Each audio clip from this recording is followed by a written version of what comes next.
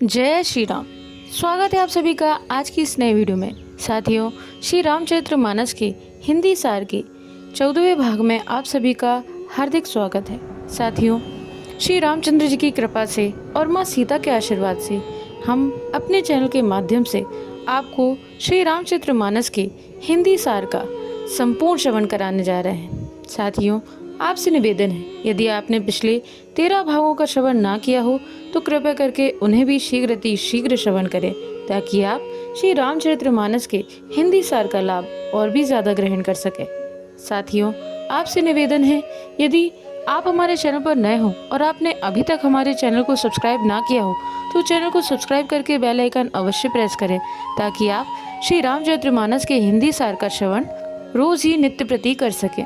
आइए साथियों, देर न करते हुए हम आज की वीडियो को प्रारंभ करते हैं। बोलिए गणेश जी महाराज की जय, बोलिए सीताराम भगवान की जय, बोलिए हनुमान जी महाराज की जय, बोलिए चारों भैया की जय।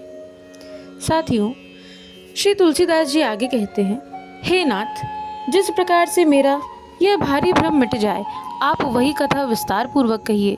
इस पर याज्ञवल्क्य जी मुस्कुराकर बोले, श्री रघुनाथ जी की प्रभुता को तुम जानते हो। तुम मन, वचन और कर्म से श्री रामचंद्र जी के भक्त हो। तुम्हारी चतुराई को मैं जान गया। तुम श्री राम जी के रहस्यमय गुणों को सुनना चाहते हो, इसी से तुमने ऐसा प्रश्न किया है, मानो बड़े ही मूढ़ हो। हे तात, तुम आदर पूर्वक मन लगाकर सुनो। मैं श्री राम जी की सुंदर कथा कहता हूँ। बड़ा भारी अज्ञान विशाल महिषासुर है और श्री राम जी की कथा उसे नष्ट कर देने वाली भयंकर काली जी हैं। श्री राम जी की कथा चंद्रमा के किरणों के समान है, जिसे संत रूपी चकोर सदा पान करते हैं। ऐसा ही संदेह श्री पार्वती जी ने किया था, तब महादेव जी ने विस्तार से उसका उत्तर दिया था।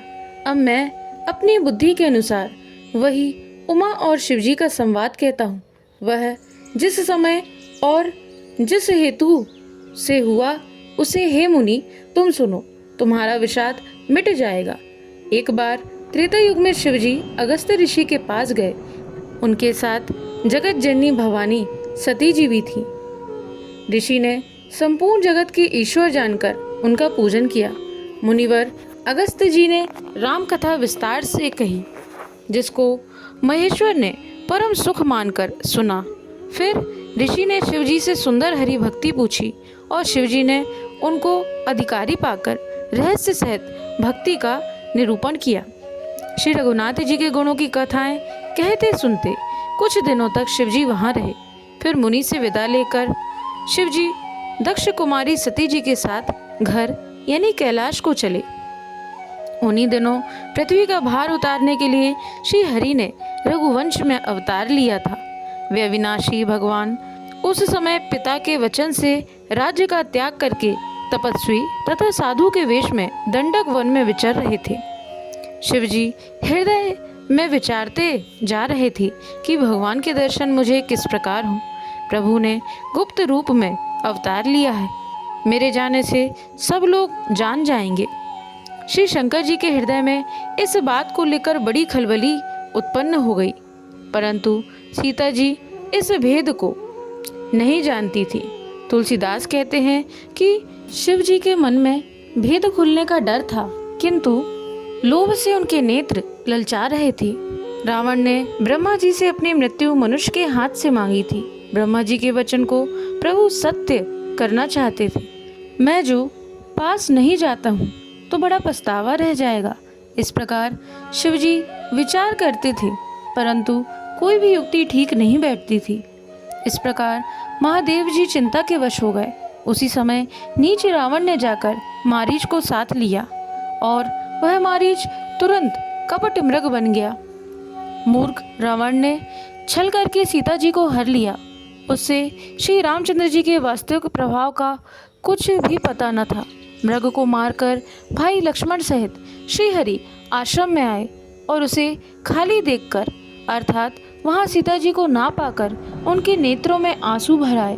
श्री रघुनाथ जी मनुष्यों के भांति विरह से व्याकुल थे और दोनों भाई वन में सीता जी को खोजते हुए फिर रहे थे, जिनके कभी कोई संयोग वियोग नहीं है, उनमें प्रत्यक्ष विरह का दुख देखा गया। श्री रघुनाथ जी का चरित्र बड़ा ही विचित्र है। उसको पहुँचे हुए ज्ञानी जन ही जानते हैं। जो मंद बुद्धि है वे तो विशेष रूप से मोह के वश होकर हृदय में कुछ दूसरी ही बात समझ बैठते हैं। श्री शिव जी ने उसी अवसर पर श्री राम जी को देखा और उनके हृदय में बहुत भारी आनंद उत्पन्न हुआ।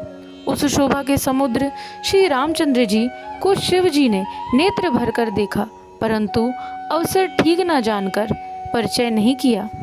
जगत के पवित्र करने वाले सच्चिदानंद घन की जय हो, इस प्रकार कहकर कामदेव का नाश करने वाले श्री शिवजी चल पड़े। कृपा निधान शिवजी बार बार आनंद से पुलकित होते हुए सती जी के साथ चले जा रहे थे। सती जी ने शंकर जी की वह दशा देखी तो उनके मन में बड़ा संदेह उत्पन्न हुआ। वे मन ही मन कहने लगी कि शंकर जी की सारा जगत वंदना करता है, वे जगत के ईश्वर हैं। देवता, मनुष्य, मुनि सब उनके प्रति सिर नवाते हैं। उन्होंने एक राजपुत्र को सच्चिदानंद परम धाम कहकर प्रणाम किया और उसकी शोभा देखकर वे इतने प्रेम मग्न हो गए कि अब तक उनके हृदय में प्रीति रोकने से भी नहीं रुकती। जो ब्रह्म सर्वव्यापक, माया रहित, अजन्मा, अगोचर, इच्छा रहित और भेद रहित है और जिसे वेद भी नहीं जानते, क्या वह देह धारण करके मनुष्य हो सकता है?